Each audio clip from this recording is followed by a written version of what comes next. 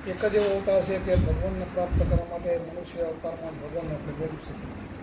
બાકી બધા એકવી હજારની ચારખાનીમાં કોઈને 2 ઇન્દ્રિયનું જ્ઞાન હોય, કોઈને 1 ઇન્દ્રિયનું જ્ઞાન હોય, અને આપણને 5 ઇન્દ્રિયનું જ્ઞાન છે. એટલે પરમાત્માને પ્રાપ્તિ કરવા માટે એક મનુષ્ય અવતાર છે. એટલા માટે દેવોને દુર્લભ કહેવાય.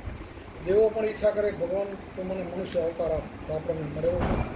તો આપણે એના માટે સંતોના સાનિધ્યમાં રહીને, જે સંતો પાસે આશીર્વાદની ચાવી લઈને અને એવું ભજન કરવું જોઈએ કે આપણને આત્માની ઓળખાણ કરાવે.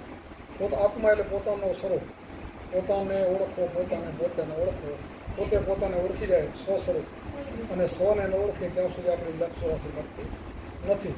એટલા માટે આપણે કેટલાય જન્મમાં આથડ્યા, ઘણાએ મા બાપ આપણે કર્યા, ઘણાએ સંતો તો એમ કહે છે કે સમુદ્ર જેટલું દૂધ માતાનું પીધું એટલા જન્મો લીધા, પણ તોય આપણને લક્ષ્ય રાશિ મળતી નહીં. તો હવે આપણને એક ઉત્તમ ઘરે અવતાર મળ્યો, અને આપણને સાચા ગુરુ મળી જાય તો આપણી મુક્તિ થાય. એના માટે આપણા ગુરુ મહારાજ અમારે કુંભારામે એક ભજનનું પદ બોલ્યું કે સતગુરુની સેવા કરતાં ધરતા હરિનું ધ્યાન, ધ્યાનમાંથી જ્ઞાન જાગે અંધારા માટે અજ્ઞાન, શ્વાસ ઉશ્વાસે સમરતા જપતા અજંપા જાપ જપતા ટાપ કર્યા ગુરુજીને પ્રતાપ. જ્ઞાની પુરુષ ધ્યાનમાં રહેતા દિવસને રાત, ધ્યાનમાંથી ધણીને ઓળખ્યા મળ્યા દીવાના. સતગુરુએ ભેદ બતાવ્યો પિંડ બ્રહ્માંડથી પાર, અનહદ નાદ વાગ્યા સર્યા જીવના કાજ સાર્યાને આનંદ થયો અંતર લાગ્યો રંગ, પ્રેમ પ્રતાપે બાપુ કુંભારામ બોલ્યા હોય સાચા ગુરુનો સંગ. અમારા કુંભારામ બાપુ ઘણા સ્વામીના ગુરુ પ્રેમ, આ પ્રેમ પ્રતાપે કુંભારામ બોલ્યા. જય હો. કુંભારામના બાપુ અખઈ છે, એમનું નામ, બાપુનું નામ એમને ન લીધું પોતાના, પણ ગુરુનું નામ લીધું ગુરુ પ્રતાપે. એટલે આ પરંપરા આપણને ઠેઠથી શિવજીને માર્કંડ ઋષિ ઉપદેશ આપ્યો, શિવજીએ પાર્વતીને ઉપદેશ આપ્યો, એમ પૂરા કૃષ્ણએ અર્જુનને આપ્યો. એમ અર્જુને ગીતામાં એમ કીધું, પહેલો મેં સૂર્યનો ઉપદેશ આપ્યો, સૂર્યએ મનુને આપ્યો, મનુએ ઈશ્વરને આપ્યો, એમ પરંપરા રાજ ઋષિએ માલ્યો.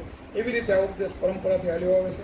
પણ આપણને સત્ય ગુરુ, સાચા ગુરુ, સાચું માર્ગદર્શન મળે તો કળિયુગની અંદર તો આપણે સહેજે પાર ઉતરી જઈએ, સહેજે મુક્તિ થઈ જાય. કાંઈ કરવાની જરૂર નથી, સહેજે. પણ ગુરુ ઉપર વિશ્વાસ રાખીને, વચન ઉપર વિશ્વાસ રાખીને, વચન વિચારીને આપણે જો હાલીએ પલમાં મુક્તિ થઈ જાય. મારા કુંભારામે બીજો પદ ગાયું છે, ગુરુજીના નામની ભક્તિ દિલમાં તો મુક્તિ પલમાં. ઘણા એમ કે પલમાં મુક્તિ કેમ થાય, હજારો વર્ષ તપ કરે તો મુક્તિ ન થાય પલમાં. આ કળિયુગની અંદર માણસનું આયુષ સાવ નાનું થઈ ગયું છે. સતયુગની અંદર હજારો વર્ષની ઉંમર હતી, ત્રેતામાં દ્વાપરમાં એમની ઉંમર ઘટતા આવે. કળિયુગની અંદર ખાલી ઓછી ઉંમરમાં નામ સમણથી મુક્તિ થઈ જાય. પણ સાચું નામ આપણને મળે તો આપણે સાચું નામ ગુરુ પાસે જાણી લઈને, આપણે બધા જે નામને ભજીએ છીએ દેહના નામ છે. કોઈ બી દેહનો જન્મ થયા પછી કોઈ એના બ્રાહ્મણ કણે નામ જોવડાવે, કોઈ આપણને ફૈબા નામ પડે, કોઈ ભુવાજી પાસે નામ જોવડાવે, આવી રીતે નામ જોવડાવે અને દેહના નામ પડે જન્મ પછી.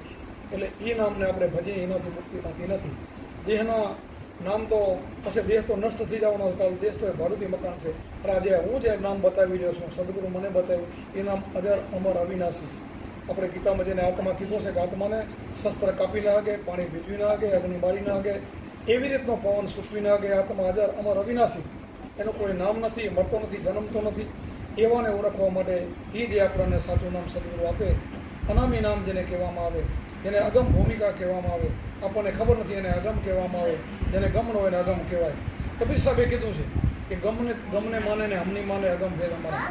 ગમ એટલે આપણને જે ખબર છે એ બધી ગમ કહેવાય, આપણે નથી જાણતા એ અગમ કહેવાય. આપણે મંદિરે જવું, દર્શન કરવા આપણે જાણીએ છીએ, શાસ્ત્રમાં જે લખેલું છે આપણે જાણીએ છીએ, ભાગવત કથા બધા આપણે વાંચીએ છીએ, આપણે જાણીએ છીએ. પણ આમાં એમ કીધું અગમ ભેદ આપણે નથી જાણતા. તો નથી જાણતા એ આપણને ગુરુ પાસેથી મળે. આપણા અવતારો જેટલા થઈ ગયા, રામકૃષ્ણ જેટલા અવતારો થઈ ગયા, એણે ગુરુ પાસેથી આ નામને જાણ્યું છે. આપણા ઋષિમુનિઓ પણ આ નામને જાણ્યું છે. આપણે પણ આ નામ સિવાય આપણી મુક્તિ નથી. તો આ નામથી કળિયુગમાં સહેજે મુક્તિ થઈ જાય. તો પહેલો પદ બોલ્યો કે એમાં સદગુરુની સેવા કરતાં પહેલાં સંતોની સેવા કરી. એમ કરતાં સંતોને ખ્યાલ આવે કે આ માણસ બરાબર છે ને આપણે એના કંઈ માંગણી કર્યા સિવાય ઉપદેશ મળતો નથી. માંગણી વગર પાર્વતીજીને પણ નહોતો મળ્યો. ત્રીજા જન્મની અંદર શિવે ઉપદેશ આપ્યો. તો માણસને પણ એમને મળતો નથી. ગુરુને એમ લાગે કે આ વચનમાં રહી શકે એવો બેન કે ભાઈ હોય તો એને ઉપદેશ મળતા હોય છે. તો એના માટે એમ કીધું કે સતગુરુની સેવા કરતાં ધરતા હરિનું ધ્યાન, આ હરિનું સાચા હરિનું ધ્યાન આપણને ગુરુ મહારાજ આપે અને ધ્યાનથી આપણને જ્ઞાન થાય.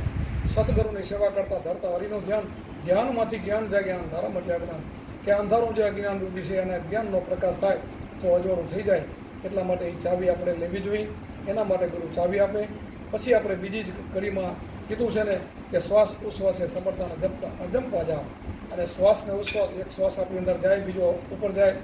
એ શ્વાસની અંદર આપણે ગુરુ જે મંત્ર આપે એ જીભથી બોલાય એની મનમાં બોલવાનું આવે.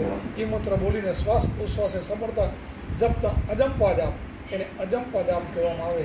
બીજા મંત્રો હજારો તમે જપો એનાથી કોઈ મુક્તિ થતી નથી, અને અજંપા જાપથી મુક્તિ થાય છે. એટલે અજંપા જાપ આપણે સાચા સંતો પાસે મળે.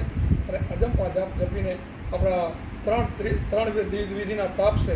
આપણને બધાએ જાણીએ છીએ કે ત્રિવિધ તાપ આપણને આધિ વ્યાધિને ઉપાધિ બધા આખા જગતને બારે છે. એ તાપને જો તારવા હોય તો સદગુરુનું શરણું લેવું જોઈએ. અને ધ્યાન કરીને આપણે જ્ઞાન થઈ જાય. જ્ઞાની થઈ ગયા પછી સહેજ બની ગયું. ત્રીજી કડી કીધી એ જ ભજનમાં, જ્ઞાની પુરુષ ધ્યાનમાં રહેતા દિવસને રાત. ધ્યાનમાં કેવા રહેતા દિવસને રાત.